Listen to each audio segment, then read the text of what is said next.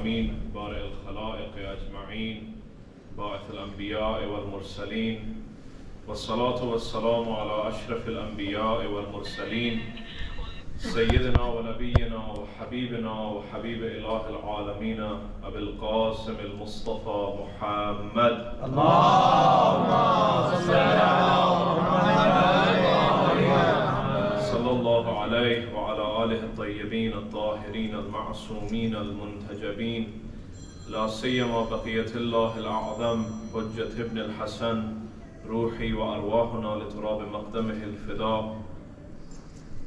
For the reappearance of our Imam al-Zaman, please recite a salawat all together, please. Allahumma salli ala Muhammad.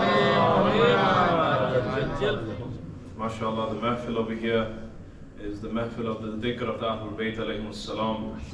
And anywhere you see the dhikr or the remembrance of the Ahlul Bayt alayhimus salam, just know that Sayyidah Fatima sallallahu alayha is also present amongst you as well. As this is the promise of Sayyidah sallallahu alayha. Anywhere there's the dhikr of Abu Abdullah al-Hussein alayhimus salam, I will also be present in that mahfil also. So just recognize this mahfil and this sitting and this gathering of yours as the gathering that is blessed with the blessings of the Ahlul Bayt alayhimus salam. For the increase in the barakah of this mahfil and the majalis and for your lives and for all of our hajat, please recite another salawat ala Muhammad wa ala Muhammad. Allahumma salli ala Muhammad. One of the qualities that Allah subhanahu wa ta'ala, He loves and He expects every single mu'min in this world to have is having ghayrat. And this is something that I would like to touch up upon before I go into social media and its responsibilities. Because at the end of the day, if we are going to go ahead and analyze social media and our responsibilities and our duties towards what is going on in the world today, we have to realize that the ghayrat is a major part of our life that we really need to analyze and to see where do we stand amongst the terms of ghayrat and what is the meaning of ghayrat itself as well. So like I said, Allah subhanahu wa ta'ala, He Himself is ghayyur. It is one of the Asma'ul Husna, one of the attributes of Allah subhanahu wa ta'ala, that He is ghayyur Himself. What does it mean to have ghayrat inside of yourself? Ghayrat, it means having a devotion to protect what is sanctuary. A devotion and an enthusiasm to protect what you consider as your boundaries or your red lines. This is what it means to have ghayrat. Allah subhanahu wa ta'ala Himself is ghayyur. This is one of His Asma'ul Husna. Meaning that He loves those who are sensitive over certain issues. Now there are different types of devotions one can have in his life. A person can be devoted to protect his country. A person can be devoted to protect his own society. A person can be devoted to protect his own family. And the one that spearheads all of these devotions is ghayrat dini. Is having a devotion or being sensitive over protecting your religion. Especially at a time where the boundaries of the religion is about to be crossed or violated. I'm going to touch up about this a bit today, inshallah. So like I said, Imam Sadiq alayhi salatu salam,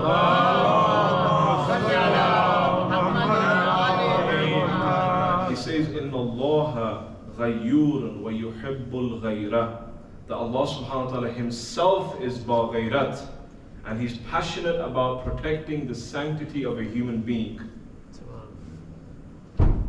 And wa yuhibbul ghayra, He also loves the person who is also this enthusiastic about protecting himself first, protecting his own society and the place where he lives, and then the one that spearheads all of this, like I said, is protecting his deen and having an enthusiasm to protect it. And then Imam Sadiq alayhi salatu, he continues in the hadith, he says,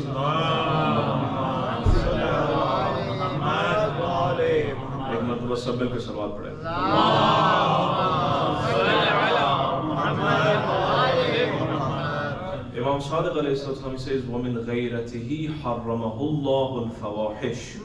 That is because of the devotion and the enthusiasm God has to protect humanity, He's made certain things haram and He's made certain things halal. وَمِنْ غَيْرَتِهِ حَرَّمَهُ اللَّهُ الْفَوَاحِشِ. So like I said, having ghayrat, it means having a devotion, having an enthusiasm towards protecting yourself. When it comes to somebody's sanctuaries, when it comes to whatever somebody may consider as his own boundaries, as his red lines. He wouldn't want something to violate these red lines. He doesn't want something to go ahead and cross these boundaries. It's the uncompromisable. It's something that he's not willing to negotiate. It's something that he will always be strong and standing on towards it. He wouldn't allow anyone to cross this line. And like I said, there are different types of devotions one can have. But the one that we all know about is what we're going to speak about today. The devotion from protecting your own family from harm. Now, we can split harm in different ways. We can say spiritual harm, physical harm, any sort of harm. We would want our family to be protected from this naturally. I wouldn't want my sibling to be violated in society. I wouldn't want my mother, my father, any one of my relatives, my uncles. I wouldn't want any of that to be harmed in any way. For example, if my daughter or my sister would like to leave the house at 2 o'clock in the morning on a weekend, I wouldn't allow this to happen. Why wouldn't I not allow this to happen? Because it goes against the values of my life. MashaAllah. It goes against the values of my deen. It goes against the values of where I come from. So I cannot allow her to leave my house at this time. And I, as a man, I'm going to stand for this as well. This is the definition of having ghayrat inside of your life. MashaAllah. And a person that lacks this type of ghayrat, and a person that lacks this devotion, Allah subhanahu wa ta'ala doesn't like this person even if he's an abid, zahid. Even if that person has the lengthiest prostrations and lengthiest of sujood, but he doesn't have ghayrat inside of his life, then that sajda and that prostration has no meaning, no benefit to it. Subhanallah. This is why Imam Sadiq alayhi salam says, Inna Allah.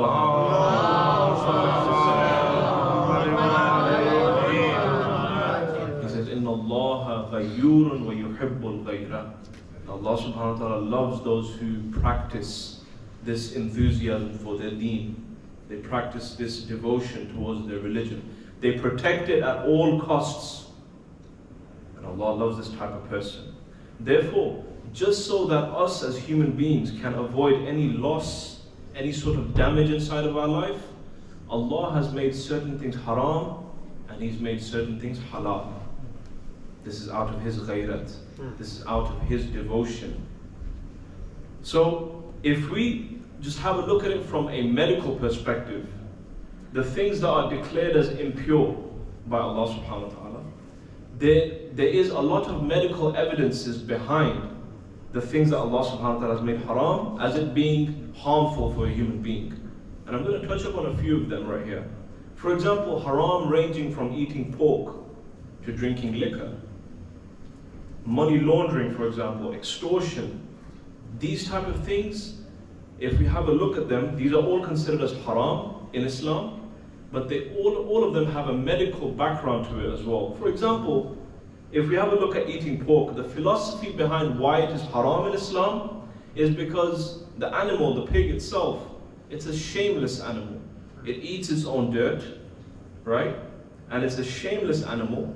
And those traits of that animal, once it is devoured by a human being, those traits are also applied to a human being also. So this is why Allah subhanahu wa ta'ala has automatically made this animal as haram. Now the pig itself, Allah subhanahu wa ta'ala made it haram to eat, but it's a najis animal for sure. But does that mean that the pig itself is a destructive sort of animal? No. Allah subhanahu wa ta'ala created it at the end of the day. It's a creature of God. We do not understand what does a pig do. It is serving the purpose of Allah subhanahu wa ta'ala by itself. It's just haram for us to eat. But the philosophy behind it is that because it's a shameless animal, it eats its own dirt, so therefore Allah subhanahu wa ta'ala did not allow us to eat it. Did not allow us to go ahead and devour it. Similarly, why is drinking alcohol forbidden? Alcohol intoxicates the mind. Liquor intoxicates your entire wujud, your entire existence. It intoxicates your brain. It intoxicates the children that come after you, your offspring. As we say in our riwayat, that it affects 4 generations after you. So this is why Allah subhanahu wa ta'ala has made certain things haram and certain things halal, as I was saying. And the whole reason to why He made these things haram and halal is because out of His devotion to protect humanity, out of His ghayrat. So Allah subhanahu wa ta'ala loves those who are ghayur, or those who are passionate about defending what is sacred. Even if a person is a disbeliever, even if a person is a mushrik, but he has ghayrat inside of him, Allah subhanahu wa ta'ala likes this person. And I would like to give a short example over here. At the time where the Battle of Badr was taken by the Muslims, there were a handful of polytheists or mushriks that were taken by the companions of the Holy Prophet, peace be upon him, to Medina. And as those mushriks had gone ahead and waged war against the Holy Prophet and had killed different Muslims, they were sentenced to death. Now, a lot of people may think that Islam is an extremely barbaric religion. But if you have a look and you actually see that it's literally an eye for an eye, at the end of the day, anybody that waged war against the Holy Prophet and killed a handful of Muslims, does he deserve to live? According to Allah subhanahu wa ta'ala, no, absolutely he does not. So therefore, these mushrikeen, they were taken to Medina. And the Holy Prophet, peace be upon him, he separated this one man from the crowd. And he said, this person does not have to be killed. He has to live, he can stay. The rest of the mushrikeen, they were sent to be sentenced. They asked the Holy Prophet, peace be upon him, Ya Rasulullah, why did you not sentence this man to death? He says he has 5 qualities. And the one quality that stands out of all of these qualities is وَالْغَيْرَةُ شَدِيدَةٌ عَلَى حَرَمِهِ. That he has a devotion and an enthusiasm to protect his own sanctuary, his family, from the harms of society. He is ba-ghayrat. He's a person that is not harmful for the society. We forgive him. And then the Holy Prophet, peace be upon him, went to the man. And the man asked him that, O Prophet of the Muslims, why did you not kill me and you killed the rest of my comrades? And the Holy Prophet, peace be upon him, said that you have one quality that stands out for me in comparison to the rest of the mushrikeen. He says, what is that quality? He says the quality is وَالْغَيْرَةُ شَدِيدَةٌ عَلَى حَرَمِكَ. That you have a devotion to protect yourself from the harms of the society and your family as well. And you're not a person that will compromise your family for something. You're not a person that will compromise anything or negotiate your family from the harms of society. And then the person smiled and he said that this is the correct messenger of Allah subhanahu wa ta'ala, as he knows my qualities and I know my own qualities as well. And therefore I am willing to sit here and testify that he is the Holy Prophet Muhammad sallallahu alayhi wa sallam.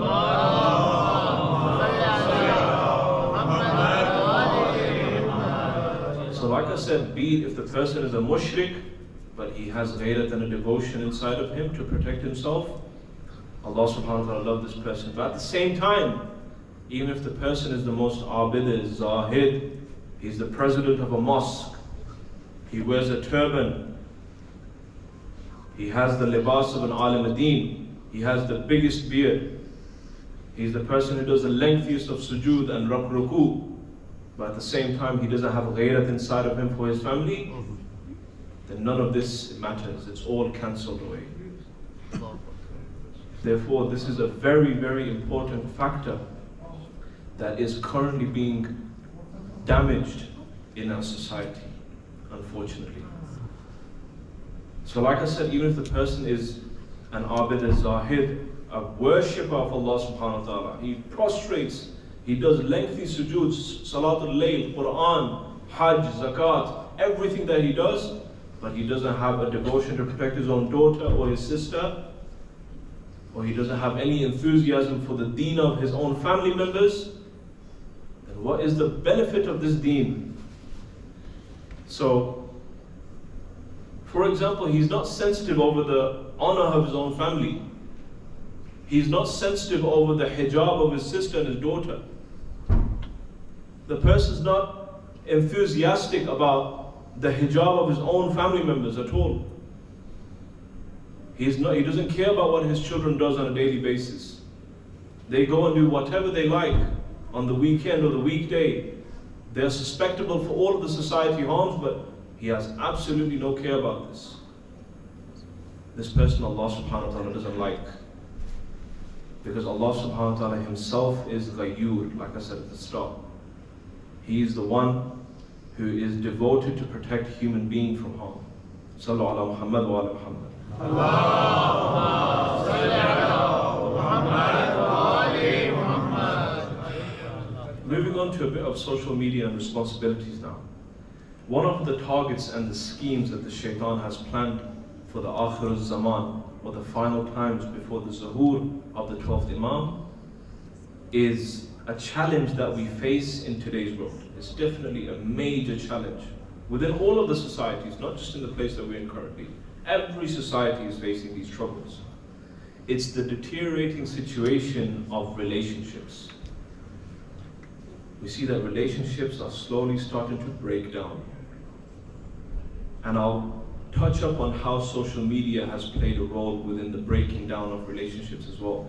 I'm not just talking about the relationship between a husband and a wife, but just relationships in general. Whether that means a relationship between yourself and your siblings, whether that means a relationship between yourself and the mu'mineen of a community, whether that means a relationship between yourself and the alim ad-din, or the relationship of yourself and between the masjid, or a relationship of yourself between yourself and the mujtahid of your time, for example. And at the top of all of this is the relationship between yourself and the imam of the age as well. Sallu ala Muhammad wa ala Muhammad.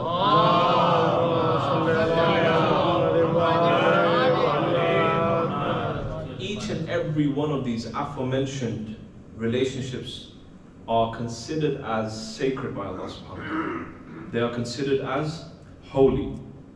They are considered as bonds and ties that are required to form a society. Without these ties, without these bonds, a society is not formable. It's not possible that a society to thrive without these sort of relationships. If we pay attention to why the shaitan has attacked these unifications and bonds and ties, because if these are stable, if these unifications are stable, then a family is stable, a husband and wife are stable, a deen is stable. Because when a family is stable, a community is stable. Multiple families are stable. And then when a community is stable, then after that, a soldier of Imam al-Zaman can be produced from this society. But without this stability, without this foundation, it's not possible for a soldier of Imam al-Zaman to be produced. Especially when everybody is cut off from each other. Especially when these bonds and ties which are considered as sacred by Allah subhanahu wa ta'ala, especially when they are broken off. The shaitan has tried to damage the union between a husband and a wife. This is the work of the shaitan. If you have a look at the signs of the final times and the Akhir al-Zaman, kathurat talaq, that talaq and divorce will be on a rise. Kathura al-uquq, children will go ahead and be separated from their families.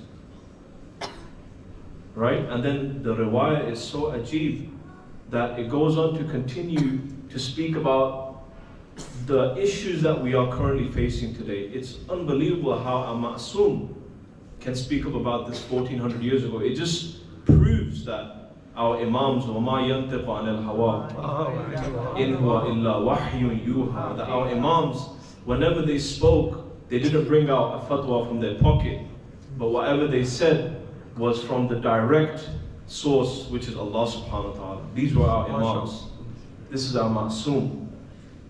And they would say, in the same riwayah, it speaks about اكتفاء الرجال بالرجال والنساء بالنساء, that same gender marriage will also happen. All of this is mentioned in our riwayat.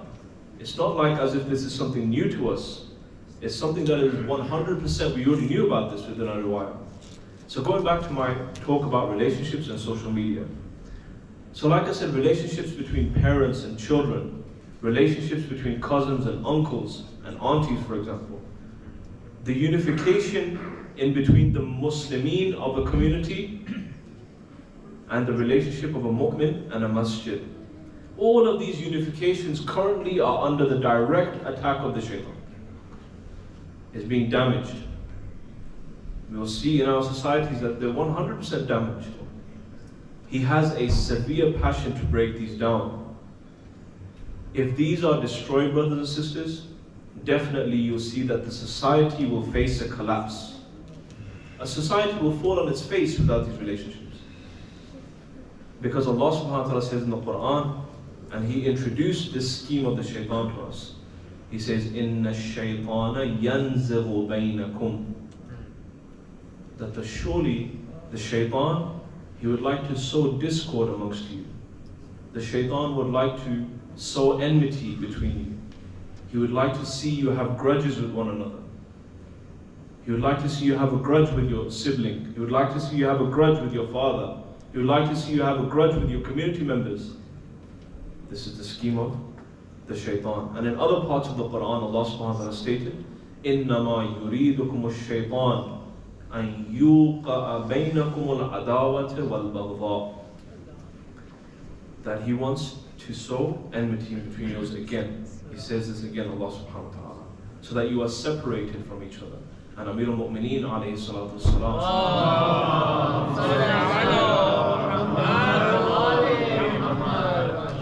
he says, إِيَّاكُمْ وَالْفُرْقَةِ, that O mu'mineen after me, O my Shias, O you who adhere to my wilayah, إِيَّاكُمْ وَالْفُرْقَةِ.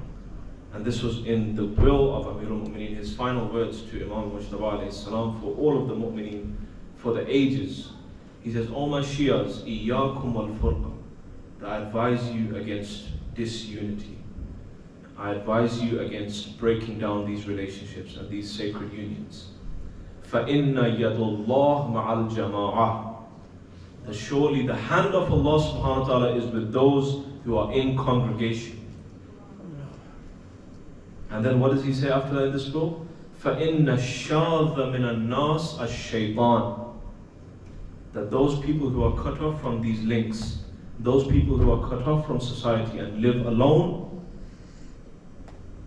and don't have any sort of relationship with anybody, فَإِنَّ الشَّاذَ مِنَ النَّاسِ لِلشَّيْطَانِ, that this person is going to be easily violated by the shaitan because he's alone. He doesn't have no support. He doesn't have nobody around him. He lives completely alone. He's locked off from the society. He doesn't want anything to do with anybody.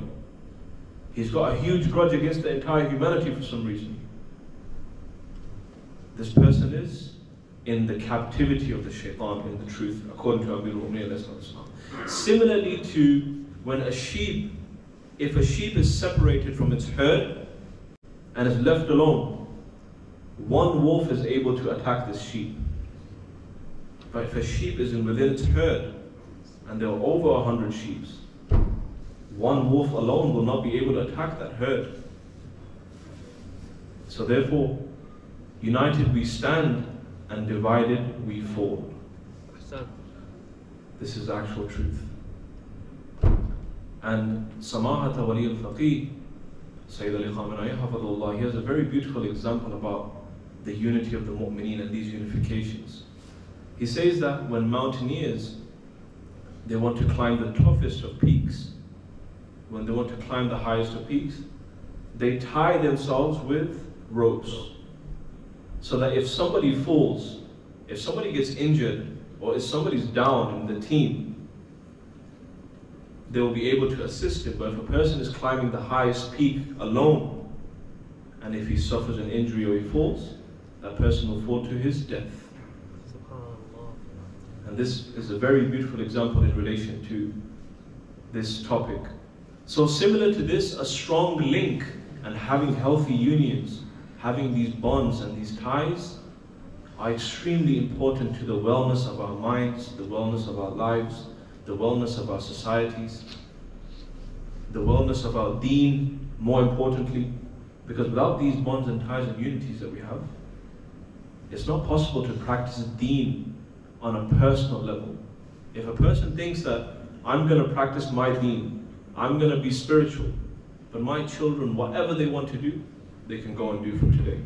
I don't really care about them. This practicing deen has no fayda to it. There's no point towards it at all. There's no goodness in this deen at all. A personal deen, Islam wasn't created for a person, for just to be singled out from the society. If we look at the Quran, Allah subhanahu wa ta'ala, all He says is, Ya ayyuhal ladina amanu, O you who believe. Everything is with plural. It's never spoken to a mu'min in a singular platform in the Quran. It's always talked to you in a congregational matter. Even when it says pray salat, wa aqimu salat, warka'u ma'ar-raki'in, that pray salat in a congregational matter. It's highly advised against praying in your own room as well. To go to the masjid, visit it often. Because if these unities are stable, if a community is stable, then Islam is stable within that society. But if the community is not stable, then Islam is not stable within that society either. The British Red Cross in 2018, they announced that they have started a program for those people who live alone in this country so that they can get assistance. And I was reading up on the statistics. There are 9 million people in the UK that live completely alone. 9 million people that do not have any sort of relationship with anybody in this world. They don't know anybody. They don't want to know anybody. Now imagine 9 million people of a society that can cause damage to the society at the end of the day. Now I'm not pinning down on a person that lives alone. Whatever your case may be, may Allah subhanahu wa ta'ala assist you in that way. But at the same time, if 9 million people of a society are living completely alone, then you realize what the society is full of. The society is going through traumatic experiences with these type of things. Which is why you see the sort of crimes that you witness in the United Kingdom that are unparalleled to any other society in the world. Because we have certain things in this country that are very different to the rest of the countries. The highest statistics of loneliness, for example, and Theresa May, the former Prime Minister of England, she said in a quote that loneliness is the sad reality of the modern world today. Loneliness is the sad reality of the modern world. People are ready to live with cats and birds and dogs and animals, but they're not ready to tolerate one another. People are ready to live with animals and consider them as their spouses. I was watching ITV the other day, forgive me brothers and sisters, there's a lady that was sitting there, and she said that I've married my blanket from today. And I'm sure a lot of you must have seen that on social media, but we've come to a society's come to such a point where nobody can tolerate each other anymore. Nobody has that tolerance inside of themselves to sit with their own siblings, with their own family members. The shaitan wants to sow this discord in between you guys. And the one specific thing that has led to this loneliness, which is my final point, is social media. This is a major factor towards loneliness. This is a major factor towards somebody being cut off from the society, somebody being cut off from their parents, somebody being cut off from their community in their masjid and their deen and the Quran and Allah subhanahu wa ta'ala, because he's too busy scrolling through his phone, scrolling through his apps. Sometimes you may see that a family of six, a father, a mother, and children, they're sitting together at tea time, for example. Each and every single one of them, they are just busy into their phones. Nobody's really spending time together anymore. And most of you are in the age of, obviously, you've lived your lives through the 90s and the 80s. You all remember what it's like back then. We never had technology to go ahead and make ourselves busy with. We would be busy with playing football, curb football on the pavements. We'd be busy playing inside the house on a board game or something. We'd be busy talking to our parents or having a nice time with our family members. But slowly, slowly, you see all of this is decreasing little by little. It's all finishing. We've come to a very fast-paced society where everything, every faction of your life is dependent upon technology.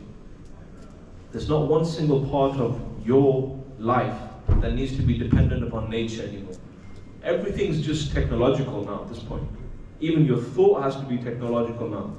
Times have changed. I would like to share a bit of history of social media, but time has already lapsed, and I'm just going to go ahead and continue just finishing off with this topic, inshallah. Sallu ala Muhammad wa ala Muhammad.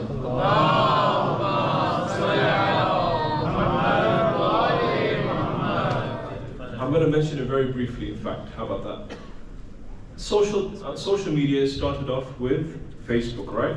Yeah. It all started off with Facebook in 2007, where we started writing things like, I am feeling a certain type of way on a certain day, and then it continued on to sharing photos with captions, and then it continued on to sharing videos, and then Instagram had arrived. Instagram has arrived, and then people started sharing their photos with captions, right? This is what it reached to, and then videos, and then reels, and then it continued on to something like TikTok, which has become like a digital cocaine for the youth, unfortunately. Where everything, 40% of the videos that you watch on this app is haram, and the rest of it is a mixture of haram and halal as well. Everything is mixed into one app, which is why our A'imma Athhar alayhim as-salam, they said that the final times, before the zuhur of Hazrat Mahdi sallallahu alayhi,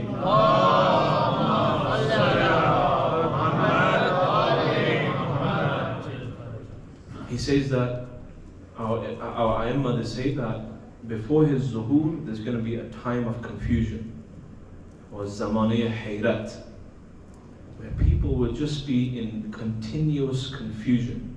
I don't know if we've reached that stage yet, but definitely we can see slowly, slowly that people are moving towards a complete confusion when it comes to their deen. They don't know what to believe anymore. They don't know which path is the true path anymore. And people have come to a stage, and this is amongst the signs of the final times, that the Sirat al-Mustaqim will completely vanish. The path towards Imam al-Zaman will vanish completely, which is why our Imam Hadi alayhi salatu wasalam, sallu ala Muhammad wa ala.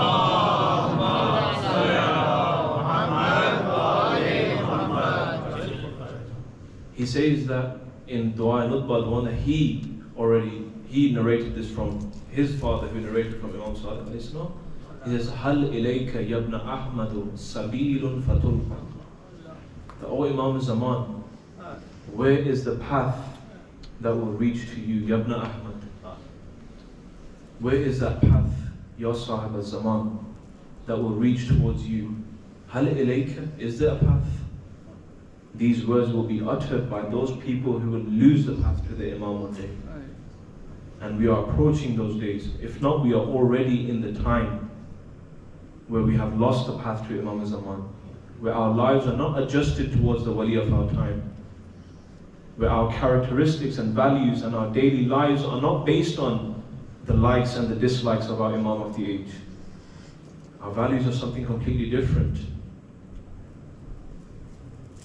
And just going back to just the social media talk that was going on, the 1% of the brain that we were supposed to use, that 1% we could have used on knowledge, we could have used on studying and becoming more knowledgeable about something, that 1% potential that we have, we've used it on something else completely different. We've used it on something completely different. And that 1% is in the hands of this technology now. It's not in our hands anymore. It's in the hands of the technology. because it doesn't allow you to use that 1% anymore. The screen and these gadgets that you see, it doesn't allow you to use that 1%. Why? Because everything is informational. The information is being shared to you and your mind is put to rest. You're continuously gaining information, but you're not gaining any knowledge by scrolling through your social media apps. So just listen to this very carefully before I go ahead and start my masayib in a couple of minutes. When you are scrolling for more information, it isn't your brain that's working. It isn't your brain that's learning something new. It's the phone that is sharing information with you. It's the tablet, it's the gadget that is sharing information with you. And what's our reaction to this? Wow, this is very interesting. What's the next video? You go to the next one. What's the next post? How many of the videos that you've watched in your life can you remember today? None. We can't remember any of them at all. So definitely, as the times are moving on, we are moving towards times of confusion and times where these technological advances have made our lives easier, but it has decreased in our unifications and our bonds and our ties. The things that we consider as important. And dear fathers, dear parents who are sitting here, I'd just like to say one thing as a brother that cares for these children, as a brother that have seen the children of today with what they are going through. It's unimaginable. It really is unimaginable. I would have never thought in my time, when I was born, at the time when I was a little child, that we would have faced something like this. But the children today, they are in the most difficult circumstances. And it's in the hands of our parents to go ahead and control this. If I, for a second, think to myself that I can go ahead and do my daily job and go ahead and do whatever I have to do in my house and leave my children at the mercy of the dunya, then just know that you're completely wrong. Because the dunya back in the day was in the markets. The vices of the dunya were in the markets back in the day. But the vices of today are at the tip of your fingers. The market, the dunya itself, is at the tip of your fingers. It's accessible within minutes. How can you allow a 5-year-old, a 7-year-old to just have complete access to the entire dunya? And this dunya doesn't have any mercy for your children. The country that we live in today, they won't have any mercy upon the children. And I was watching a video the other day, this lady from America, she went to this superstore. It's almost like Asda. It's called Target in America. She went there and they had clothes for the little babies, and all of them had pride on it. All of them had the rainbow on it. And they're selling this at masses in America. They'll probably start selling over here in England too.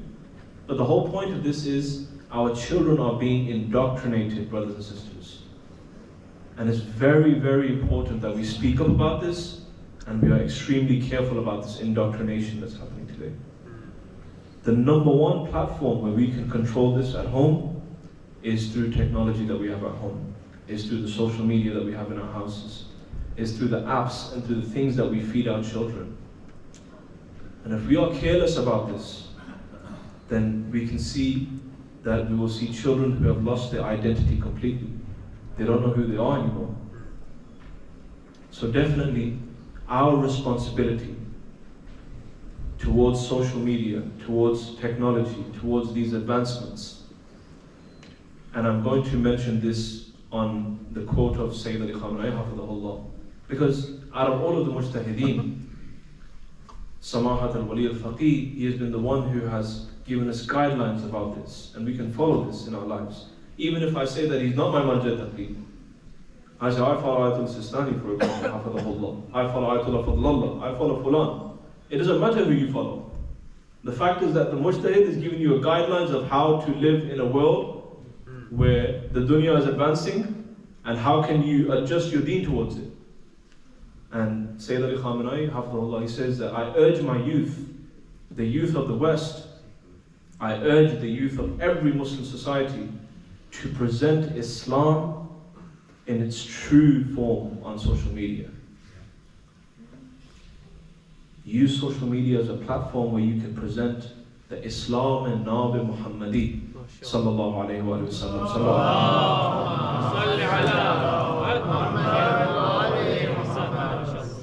Islam and Nabi Muhammadi, the Islam of Sayyid al-Shuhada alayhi salatu wasalam. The Islam where Sayyid al-Shuhada would say, Mithli la yubayu mithla. That I, a person like me, will never accept a person like Yazid. This is the true form of Islam, not the barbaric Islam that BBC presents to everybody. And I was at one of my relatives' house the other day, and we were watching ISIS in Mosul on BBC. It's a documentary. And I was watching it. They were presenting to everybody that what happened in Mosul, what happened in Iraq, the whole story. What astonished me was that they were trying to portray Islam as a complete barbaric religion, and everybody agrees to this sort of caliphate. Everybody agrees to this sort of sword using. Everybody agrees to this sort of bloodshed. So brothers and sisters, please, I ask everybody to be careful for your own children at this time. And inshallah, if I have the tawfiq, I will continue on this topic some other day with you guys, inshallah. Just a few lines of Masaib for Abi Abdullah alayhi salatu wasalam. I pray that Allah subhanahu wa ta'ala gives us the tawfiq to visit Karbala. If you ever do visit Karbala, and you go around to the haram of Abul Fadl al-Abbas, you'll see that on the right side of the haram there is the right arm of Abul Fadl al-Abbas, and on the left side of the haram is the left arm of Abul Fadl al-Abbas. This just shows, brothers and sisters, that the Alamdar in Karbala, when he went to Furat, he gave his entire life into bringing water back to the camps. Sallallahu alayhi ya Abul Fadl al-Abbas. The reason to why his arms are in different places is because he knew in the back of his mind that Sakina Salamullah alayha is waiting for him. It is Thursday night, Shab-e Jummah, the night for the ziyarat of Abi Abdullah alayhi salatu salam. Sallallahu alayka ya Abbas rides towards the Furat. He is the only shaheed from all of the shuhada. When he wanted to leave the camps of Abi Abdullah, they never said farewell to him. They never saw him for the last time. When Ali Akbar wanted to go, everybody known that he would have come back from the battlefield. When Qasim wanted to go to the battlefield, they knew he wouldn't come back. When Abi Abdullah wanted to go, all of the women and children surrounded him, and they said farewell. But there were a few shuhada that left, but they were sure they would return. One of them was Ali al-Asghar, and one of them was Abul Fadl al-Abbas. But when Abbas had left the camps of Abi Abdullah, not only did they believe he would come back, they knew that he would bring back water for Sakina. Sakina bint al-Husayn alayhi salam, the small daughter of Imam, she sees that her uncle hasn't returned from Furat. She asks her father, Ya Abata, Lish ta'akhar ammi Abbas? Why is it taking so long for my uncle to return from the Furat? It is like as if my uncle isn't returning. Oh my father, please bring my uncle back. Sugaina says, oh my father, I do not want water. Just bring my Abul Fadl al-Abbas back from Furat. I just want my uncle to come back safely. Oh my uncle, where's Abu Fadl? Abbas, he reaches to the river Furat. He has the water inside of his hands ready to drink. But all of a sudden he can hear the voices of Sakina and Ali and Al-Asghar from the camps. The children are thirsty. He fills the mashk with the Furat and he goes back towards the camps and he goes through the direction of the palm trees. Ya Abul Fadl al-Abbas. The enemies who hid behind the palm trees. One of them manages to cut the right arm of Abul Fadl al-Abbas. Abul Fadl al-Abbas, he says, Wallah, in qata'atumu yamini inni uhamiyan abadan an dini. If you cut my right hand, I will never stop protecting Hussein and his camp. And then a voice came from the battlefield, Adrikna, Ya Qawm, Ya Abu Abdullah, Ya Abu Abdullah, come to my assistance. Oh my brother, come and help me. Imam, he rushes from the camps and he goes towards the battlefield and he reaches towards his brother. The riwayat states, Fabuka Bakan Aliya. Imam alayhi salatu wasalam starts crying profusely on the body of his brother. He looks at his brother and he sees that there is blood in the eyes of Abu Fadl. There's an arrow in the eye of Abul Fadl al-Abbas. Abul Fadl al-Abbas, he looks at his brother and he says, Ya Akha, Ya Imamuna, please wipe the blood from my eyes so I can see you one more time. And he sees that Imam is crying. He says, Abbas, stand up, Sakina is waiting for you. Abbas, stand up, Harmala is coming towards the camps.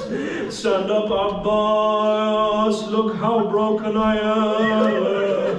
Oh Abbas, when you fell to the ground in Kasar Dhahri, my back is broken, Ya Abu Fadl. My back is broken, Ya Akhi. Stand up, oh Abbas. I cannot walk anymore, Ya Abu Fadl.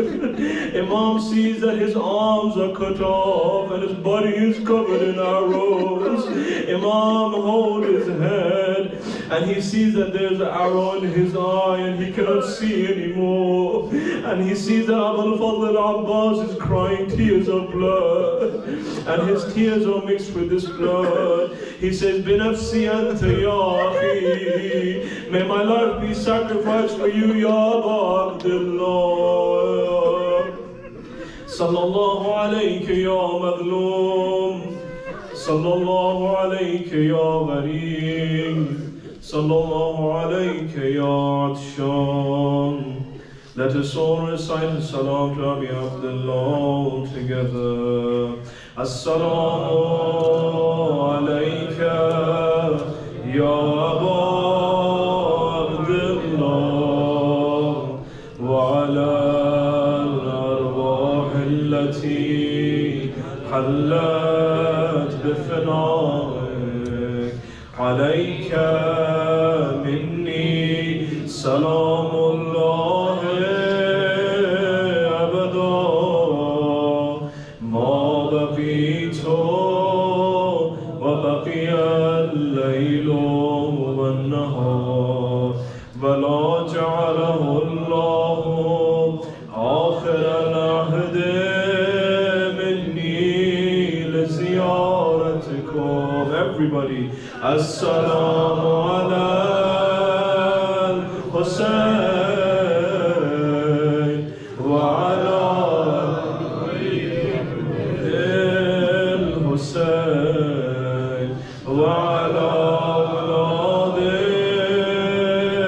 الحسين وعلى أصحابه. One more time for all of your hajat. Assalamu ala al-Husayn wa ala Ali ibn Husayn wa ala awlad al-Husayn wa ala ashab al-Husayn. Wa sallallahu ala al-baqin ala al-Husayn. وصلى الله عليك يا أبا الفضل العباس بن أمير المؤمنين. رحم الله من قرأ الفاتحة مع الصلوات. اللهم